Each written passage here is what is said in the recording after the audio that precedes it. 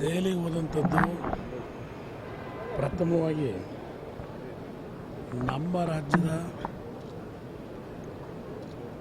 ನೀರಾವರಿಯ ಅಕ್ಕಪಕ್ಕದ ರಾಜ್ಯದ ಜೊತೆಗೆ ಇರತಕ್ಕಂಥ ಕಾನೂನು ತೊಡಕು ಕಳೆದ 30-40 ವರ್ಷದಲ್ಲಿ ನಮ್ಮ ರಾಜ್ಯದ ರೈತರ ಪರವಾಗಿ ಯಾವೊಂದು ಕಾನೂನು ಹೋರಾಟದಲ್ಲಿ ರಾಜ್ಯದ ಪರವಾಗಿ ಸುದೀರ್ಘವಾಗಿ ನಮ್ಮ ರಾಜ್ಯಕ್ಕೆ ಸೇವೆ ಸಲ್ಲಿಸಿದರು.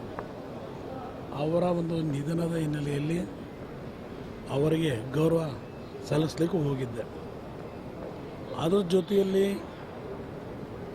ಕೇಂದ್ರದ ಗೃಹ ಸಚಿವರು ದೆಹಲಿಗೆ ಬಂದರೆ ಭೇಟಿ ಮಾಡಬೇಕು ಅಂತಕ್ಕಂಥ ಅವರ ಒಂದು ಆಹ್ವಾನ ಏನಿದೆ ಅದರ ಮೇಲೆ ಭೇಟಿ ಮಾಡಿದ್ದೇನೆ. ತಾವೇನು ಆ ಸುದ್ದಿ ಈ ಸುದ್ದಿ ಅಂತೇಳಿ ತಿಳಿದು ಬಂದಿದೆ ಏನೋ ವಲಯಗಳಿಂದ ತಿಳಿದು ಬಂದಿದೆ ಅಂತಕ್ಕಂಥದ್ದೇನಿದೆ ಅದು ಯಾವುದು ವಾಸ್ತವಾಂಶದ ಸುದ್ದಿಗಳಲ್ಲ. ತಾವು ತೋರಿಸ್ತಕ್ಕಂಥ ಎಲ್ಲ ಸುದ್ದಿಗಳು ತಮ್ಮ ಊಹೆಗಳ ಮೇಲೆ ನೀವೇ ಆ ಒಂದು ಪ್ರೊಜೆಕ್ಷನ್ಗಳನ್ನು ಕೊಡ್ತಾ ಇದ್ದೀರಿ. ಅದು ಯಾವುದೂ ಸಹ ನಿಮ್ಮ ಒಂದು ಊಹೆಗಳೇನಿದೆ ಅದು ಫಲಪ್ರದವಾಗಲ್ಲ ಅಷ್ಟೇ. ನಿಮಗೆ ಇನ್ನು ಏನು ಸಮಸ್ಯೆ ಇಲ್ಲ, ಇನ್ನೂ 2 ತಿಂಗಳು ಸಮಯ ಇದೆ. ಮುಂದಿನ ವಾರದಲ್ಲಿ ಅವೆಲ್ಲ ಬಗೆಹರಿತವೆ. ಯಾವುದೇ ರೀತಿಯಲ್ಲಿ ಇವತ್ತು ಸೀಟ್ ಶೇರಿಂಗಿಗೆ ಸಂಬಂಧಪಟ್ಟ ಹಾಗೆ BJP ಮತ್ತು JDS ನಡುವೆ ಯಾವುದೇ ರೀತಿ ಗೊಂದಲಗಳು ಇಲ್ಲ. ಯಾವುದೇ ರೀತಿಯಲ್ಲಿ ಈಗ ಬರ್ತಾ ಇರ್ತಕ್ಕಂಥ ಧಾರಾವಾಹಿಗಳಿದೆಯಲ್ಲ ಆ ಧಾರಾವಾಹಿಗಳು ಹೆಚ್ಚಿನ ಮಹತ್ವ ಇರಲ್ಲ. ಸರ್, ಈಗ ನಿಮ್ಮ ಡಿಮ್ಯಾಂಡ್ ಎಷ್ಟಿದೆ ಸರ್? ಅಂದಾಜು ಸುಮಾರು ಏನಿಲ್ಲ, ನಾವು ಗೆಲ್ಲಬೇಕಷ್ಟೇ. 28 ಸ್ಥಾನ ಗೆಲ್ಲಬೇಕು. ಅದರ ಹಿನ್ನೆಲೆಯಲ್ಲಿ ನಮ್ಮ ಹೊಂದಾಣಿಕೆ. ರಾಜ್ಯಸಭಾ ಚುನಾವಣೆ ಬಗ್ಗೆ ಏನಾದರೂ ಚರ್ಚೆ? ಇದ್ರ ಬಗ್ಗೆನೂ ಹಲವಾರು ವಿಷಯ ಚರ್ಚೆ ಮಾಡಿದ್ದಾರೆ.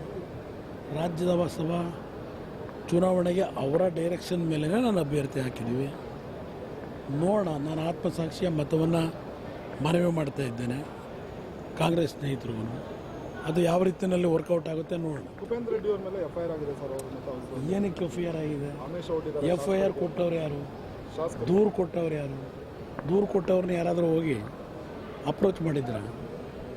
ಯಾವ ಹೆಸರುಗಳು ಕೊಟ್ಟಿದ್ದಾರೆ?